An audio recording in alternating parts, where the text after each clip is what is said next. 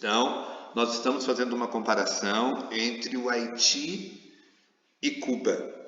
Duas ilhas que são dois opostos em termos de desenvolvimento, tá? E a gente também pode destacar, quando se fala de Cuba, que ele é o único país do continente americano que tem um regime socialista, tá bom? Depois aqui ele destaca, ó, Cuba pertenceu à Espanha, tá? E ela vai conseguir sua independência no final do século XIX, e depois ela tem o apoio dos Estados Unidos para conseguir a sua independência. E daí os Estados Unidos, como ajudou Cuba na luta pela independência, acaba controlando o país, tá? E olha para você ver como ele ajuda, ele acaba intervindo na questão política e militar no país. Só que em 1959, um grupo de guerrilheiros liderados por Fidel Castro consegue derrubar o governo que apoiava a atuação dos Estados Unidos, né, que era o ditador Fulgêncio Batista, e eles vão fazer uma revolução na Rússia. Porque enquanto a Rússia pertenceu, Cuba, vão fazer uma revolução em Cuba.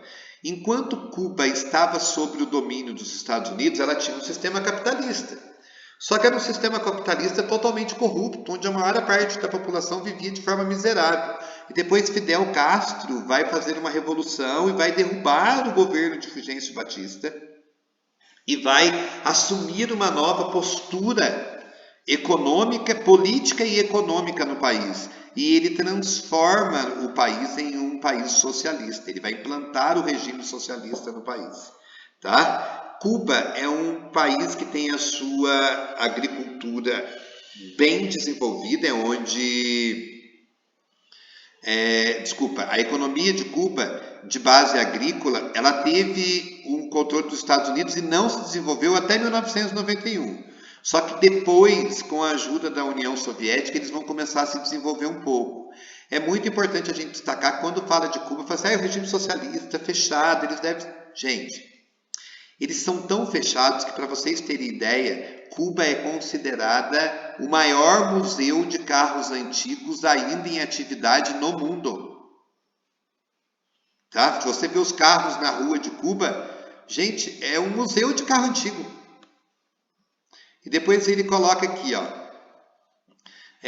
quando Cuba consegue a sua independência, o que os Estados Unidos faz? Eles vão gerar um embargo econômico com relação a Cuba. Ou seja, os países que negociassem com Cuba eram considerados inimigos dos Estados Unidos. É lógico que tem alguns tipos de negociação que não é negociação econômica, que não entram neste detalhe. Por exemplo, muitos brasileiros vão para Cuba para fazer medicina lá, porque as faculdades de medicina de Cuba são excelentes. Cuba tem destaque na questão da medicina. Tanto é que quando nós tivemos uma falta de médico, que foi lançado aquele programa Mais Médicos aqui no Brasil, muitos cubanos vieram para cá. Até Gonçalves teve uma cubana que foi médica do PSF. Lembra disso, Fausto? Ou você não consegue lembrar disso? Lembro. O nome dela era Regla. Então, quem fez o atestado de óbito do meu pai foi ela. Tá? Essa médica cubana, que era um amor de pessoa, uma excelente profissional. Só que daí houve uma quebra desse contrato, né? E os médicos cubanos tiveram que voltar. Mas e se eu falar para vocês que teve muitos médicos cubanos que não quiseram voltar para Cuba, que aceitaram o asilo político no Brasil e ficaram no Brasil? Porque, para vocês terem ideia do regime socialista, olha como que era. O médico, vamos supor que o médico recebesse 10 mil reais de salário. Ele era obrigado a mandar para o governo de Cuba 5 mil reais. Ele estava trabalhando no outro país, mas em nome do governo. Então ele tinha que dar uma parte do dinheiro para o governo. Isso era a regra. Tá? Só voltando aqui. Então, os Estados Unidos vai criar um embargo quando Fidel Castro consegue derrubar o governo de Fulgêncio Batista e implantar o regime socialista, tá? E olha para você ver, O fim desse embargo teve início em dezembro de 2014. Olha como está próximo da gente, tá? E depois, ele destaca aqui que em 2017, enquanto Donald Trump foi o presidente, aquilo que o Barack Obama tinha feito de tentar renegociar com Cuba para começar a abrir uma negociação comercial, o Trump vai e acaba com tudo. Ele decide que não, que os Estados Unidos não ia apoiar a Cuba em nada. Só que daí o Conselho Geral da ONU, vendo que os Estados Unidos estavam querendo se sobrepor à ONU, e eles vão aprovar a quebra do embargo econômico a Cuba.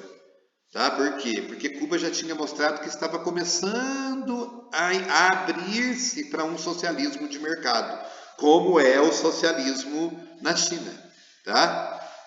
E olha para vocês verem, o IDH de Cuba já não é um IDH médio, né? 0,775. Olha para você ver, expectativa de vida, 81 anos para as mulheres e 77 para os homens. Olha para vocês verem a questão da alfabetização. Olha a educação em Cuba. 99% da população acima de 15 anos é considerada alfabetizada. Tá? Apesar de toda a modernização, de toda a modernidade que chegou até Cuba, eles não conseguiram acabar com a política ditatorial, ou seja, ainda tem quem está no poder é uma pessoa que estava ligada a Fidel Castro, tá? E ele, até tem o nome, sumiu aqui, ó, o Raul Castro, irmão de Fidel Castro. Tá? Ele continua, ele ainda é o ditador que continua atuando no país. Tudo bem? Alguém tem alguma pergunta ou gostaria de fazer alguma colocação? Pode falar.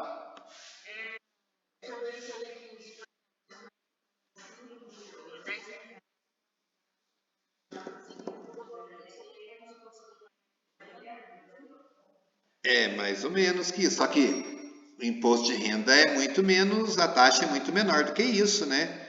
Você tem que dar 50%, ele tinha que dar 50% do salário independente dos impostos. Ele paga os impostos. Daí é lógico que sobre o salário do cubano tinha os impostos brasileiros.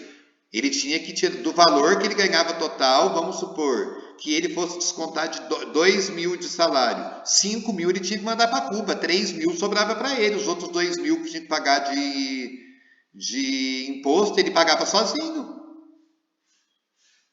É como se você tivesse um trabalho vinculado ao governo, você estivesse ganhando dinheiro para o governo. E o governo porque o governo anterior ao Bolsonaro era um governo que aceitava esse tipo de coisa, que era o governo da Dilma. Ele aceitava isso. E Bolsonaro não. Ele que entrou em contato com Cuba e falou assim, não, eles estão ganhando 10 mil reais, o dinheiro é deles. Então, nós não aceitamos que eles enviem o dinheiro para Cuba. Eles têm que ficar com o dinheiro e investir o dinheiro aqui no Brasil. Daí Cuba não aceitou e pediu para todos os médicos cubanos voltarem. Deu um colapso na saúde brasileira. Muitos médicos cubanos não quiseram voltar, só que daí eles são desertores, né? Se eles voltarem algum dia para Cuba, e outra, até a família deles que ficou lá em Cuba sofre represália. Perdem direitos políticos, não tem direitos à aposentadoria, quer dizer que é porque ele ferrou a família dele que ficou lá. Alguma pergunta? Imagina. Alguém mais tem alguma dúvida, gente? Tem uma? Ah. Então tá certo, gente. Vou encerrar a gravação aqui.